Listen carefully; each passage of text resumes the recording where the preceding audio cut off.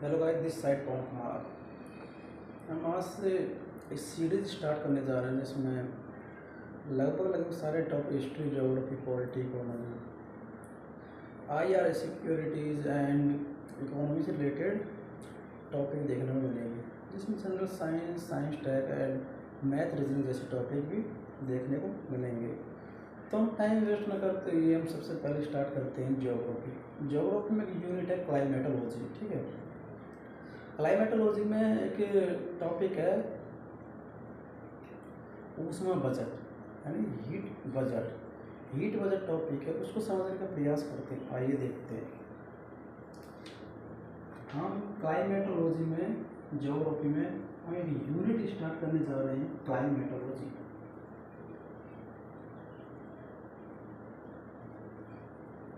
Climatology, ठीक है, जलवायु विज्ञान। तो हम इसमें जो टॉपिक है, हमारा टॉपिक है हीट बजट।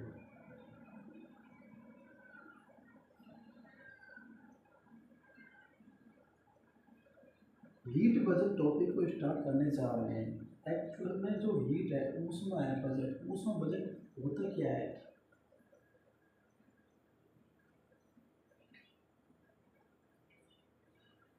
इसको स्टार्ट तो कर रहा है, लेकिन ऊष्मा बजट क्या है? यानी कोई ऐसा तंत्र या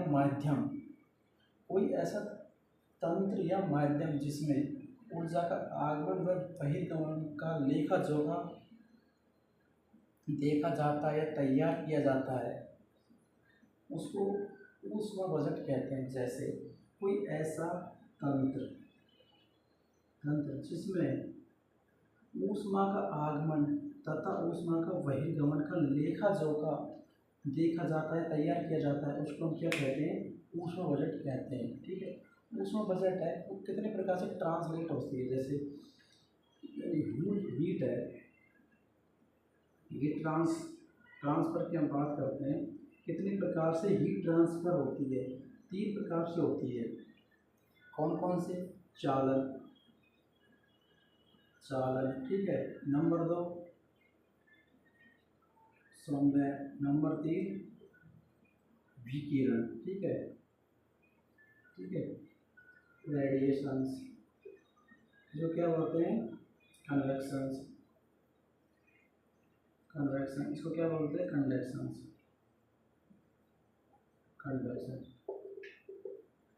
दो पदार्थों के आपस में संपर्क में आने पर या घर्षण होने पर जो हीट या टेम्परेचर, तापमान जनरेट होता है, उसको क्या कहते हैं? चालन। यानी कोई भी दो पदार्थ की आपस में संपर्क में आने पर, घर्षण होने पर हीट और टेम्परेचर जनरेट होता है, उसको क्या कहते हैं? चालन कहते हैं। अगला है कन्वेक्शन, यानी संवहन। यानी जो वायु कणों द्वारा जो एयर पार्टिकल होते हैं, जो धूल कण होते हैं, उनकी आपस में संपर्क में आने पर, घर्षण होने पर जो हीट या टेम्परेचर जनरेट होते हैं, उसको क्या कहते हैं? संवहन कहते हैं। क्लियर? आगे बात करते हैं विकिरण, यानी माध्यम की अनुपस्थिति में, मीडियम की अनुपस्थिति में इलेक्ट्रोमैग्नेटिक रेडिएशन, यानी जो वैद्युत चुंबकीय विकिरण के द्वारा हीट व टेम्परेचर जनरेट ये उत्पन्न होते हैं, इसको क्या कहते हैं? विकिरण कहते हैं। ठीक है, विकिरण कहते हैं। हम इवेपोरेशन की बात करते हैं। इवेपोरेशन यानी जो वाष्पीकरण है, इसकी बात करते हैं। ठीक, इवेपोरेशन यानी ये क्या? ठंडा करने की प्रक्रिया है। यानी द्रव अवस्था में, यानी किसी तत्व या यौगिक के द्रव अवस्था से गैस अवस्था में बदलना, इवेपोरेशन। जैसे लाइक पानी, मीडियम में पानी है, ठीक है, ये क्या है? द्रव अवस्था है, द्रव है। इसमें कोई तत्व या यौगिक है, ठीक है, तत्व या यौगिक है। द्रव पानी, इसमें तत्व या यौगिक है। तत्व या यौगिक का क्या टेम्परेचर आ रहा है? हीट आ रही है। इसके किसमें? एयर, यानी वायु। किसी तत्व या यौगिक का द्रव अवस्था से गैस अवस्था में बदलना क्या कहलाता है? वाटर इवेपोरेशन कहलाता है। इवेपोरेशन कहलाता है। तो ये क्या है, ठंडा करने की प्रोसेस होती है।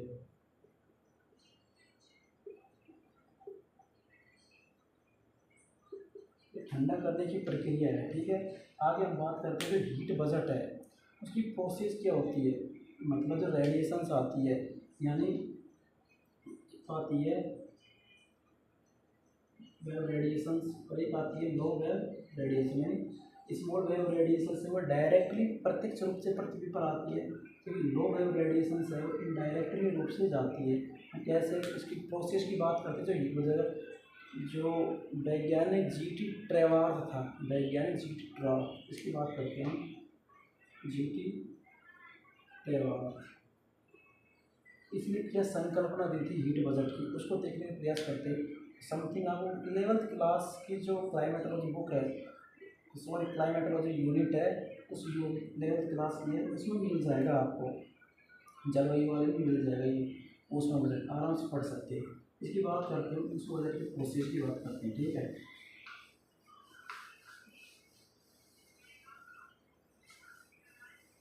तो वैज्ञानिक जीटी ट्रेवार ने कहा कि सूर्य से, उन्होंने कहा मान लीजिए सूर्य से आने वाली जो सौर विकिरण है, हमने उसकी इकाई है 100 यूनिट मान ली, ठीक है। ये क्या है, सूर्य है, ठीक है। सूर्य से आने वाला जो रेडिएशन है हमने क्या 100 यूनिट मान ली, ठीक है, 100 यूनिट मान ली। ये क्या है, वो एटमॉस्फेयर, वायुमंडल है, ठीक है, एटमॉस्फेयर है। 100 यूनिट आई है मान ली, तो 100 यूनिट में से 100 यूनिट में से 6 यूनिट, छः यूनिट एक वायुमंडल में, वायुमंडल द्वारा दोबारा रिफ्लेक्स हो जाती है, ठीक है, चल जाती है, ठीक है, चल जाती है।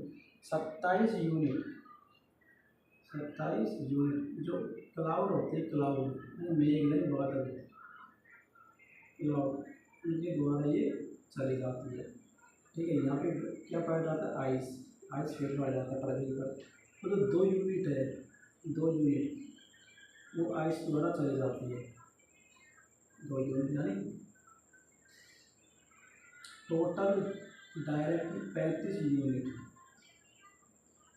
जीटी ट्रेवार ने कहा कि सूर्य से आने वाली जो सौर विकिरण और रेडिएशन होती है, जिनमें से 6 यूनिट प्रत्यक्ष रूप से वायुमंडल से दोबारा चली जाती है, 27 में से चल जाती, 27 यूनिट है क्लाउडों से रिफ्लेक्शन होकर चली जाती है, और तो 2 यूनिट है वो बर्फों से चली जाती है, और 14 यूनिट है वो डायरेक्टली रूप से वायुमंडल में रह जाती है, ठीक है, रह जाती है। जिसमें सबसे बड़ा योगदान किसका रहता है, ओजोन गैस का, सॉरी ओजोन परत का रहता है, जो आने वाले जो हानिकारक जो विकिरण है उनको वहीं पर रोक लेती है, उस विकिरण को, ओजोन परत, क्योंकि ये हमारा प्रोटेक्ट करती है हमको। लेकिन आज तो चरम सीमा पे है, क्लाइमेट चेंज में जो ह्यूमन से क्लाइमेट चेंज है, सबसे बड़ा कंट्रीब्यूशन हमने दिया है, जो ओजोन परत को क्षरण कर रहे हैं। अब बात करते हैं जो 51 यूनिट बची है, तो क्या डायरेक्टली रूप से 51 यूनिट डायरेक्टली पृथ्वी पर आती है, ठीक है, पृथ्वी पर आती है, जिनमें से 9 यूनिट, ठीक है, ये क्या होता है, क्या धूल कण होती है, एरोसोल होते हैं, धूल के कण होते हैं, ठीक है। पृथ्वी से 9 यूनिट होती है, वो संवहन और चालन द्वारा निकल जाती है वायुमंडल में, कंडक्शन और कन्वेक्शन, किसमें, वायुमंडल में, 9 यूनिट, ठीक है। बची 19 यूनिट है इवेपोरेशन द्वारा, इवेपोरेशन द्वारा 19 यूनिट वायुमंडल में रह जाती है, ठीक है। बचे 23 यूनिट, ये 23 यूनिट है जो largest wave radiation, largest wave radiation के द्वारा ये 23 यूनिट है, इनमें से 17 यूनिट तो वापस चली जाती है। कितनी यूनिट बचती है, 6 यूनिट बचती है, 6 यूनिट बचती है। इस प्रकार कितनी हो गई ये 19 और ये 19 और 9 28, 28 और 6 28 और 6 34, 34 तो ये बचती है, और 14 यूनिट जो प्रत्यक्ष रूप से रहती है, 14 यूनिट ये बचती है। तो 34 और 14 48 यूनिट, 48 यूनिट बचती है। तो ये क्या होती है, 34 यूनिट तो अप्रत्यक्ष रूप से होती है, 14 यूनिट है वो तो प्रत्यक्ष रूप से होती है ना, डायरेक्टली वही है। मतलब इस प्रकार 48 यूनिट रेस्पॉन्सिबल होती है एटमॉस्फेयर को गर्म करने के लिए। लेकिन मानवीय गतिविधियों ने पूरे एटमॉस्फेयर से लेकर ओजोन परत तक क्षरण में कोई कमी नहीं छोड़ी, क्योंकि वैश्विक तापमान को प्रभावित करने वाले कारक होते हैं। पहले इनको देख लेते हैं। जैसे वैश्विक तापमान में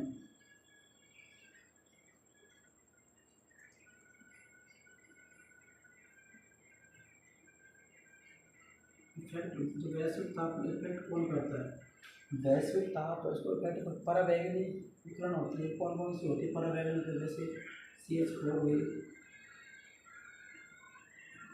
CO2 हुई, N2O हुई, CFC क्लोरोफ्लोरोकार्बन हुई, ठीक है, ये प्रभावित करता है। और वायु यानी हवा में उपस्थित ऐसी रेडिएशंस, ऐसे तत्व भी प्रभावित करते हैं वैश्विक तापमान को, यानी हम वायु या हवा कह सकते, वायु हवा में। नंबर 3 जल यानी समुद्री जल या जल का संक्रमित होना, जल संक्रमित या दूषित के कारण भी वैश्विक तापमान प्रभावित होता है, ठीक है। नंबर 4 की बात करते हैं, जो पर्यावरणीय परिवर्तन है,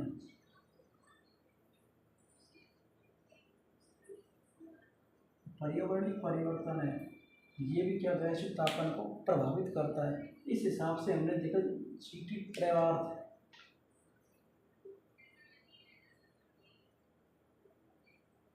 वैज्ञानिक जीटी ट्रेवार्थ के अनुसार ये संकल्प दी, जो 99% ये सिद्ध कारीगर हुई थी, आज भी इसी को मानते हैं। तो इन्होंने कहा कि जो 48 यूनिट्स है वो क्या एटमॉस्फेयर को हीट करने के लिए रेस्पॉन्सिबल होती है, लेकिन ये भी समय के साथ संतुलित हो जाती है और उसमें मिल जाती है। लेकिन आज आप देखो, मानवीय गतिविधियों ने अपनी औकात से ज़्यादा जो हमको डेटा दिया गया है, जो हमको आए दिन जो भी गोल्स होते हैं, उसमें हमको जो परिणाम दिए गए हैं, गोल्स दिए गए हैं, उनकी विरुद्ध पार करके भी हम चरम सीमा पर क्लाइमेट चेंज को प्रभावित कर रहे हैं। तो मिलते हैं हम नेक्स्ट टॉपिक में, तब तक के लिए जय।